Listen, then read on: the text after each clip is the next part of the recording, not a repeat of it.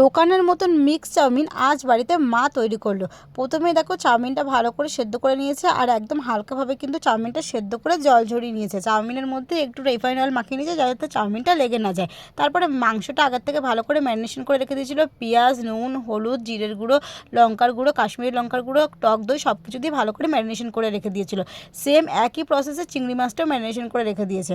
তারপরে দেখো ভালো করে কিন্তু চিকেনটা একটু কষিয়ে নিল, আর চিংড়ি মাছটা ওইদিকে ভাজা কমপ্লিট হয়ে গেছে, ডিমটাও কিন্তু ভেজে নিয়েছে। এরপর আবার কড়াইতে তেল দিয়ে সব কিছু ক্যাপসিকাম, বিনস, গাজর এগুলো ভালো করে ভেজে নিয়েছে অল্প নুন দিয়ে।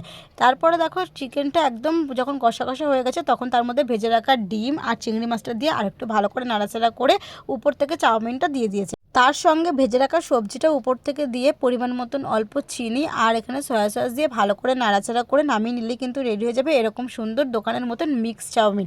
সত্যি কথা বলতে চাউমিনটা কিন্তু দুর্দান্ত খেতে হয়েছিল। এই চাউমিনটা বাড়িতে বানালে দোকানের চাউমিনের কথা ভুলে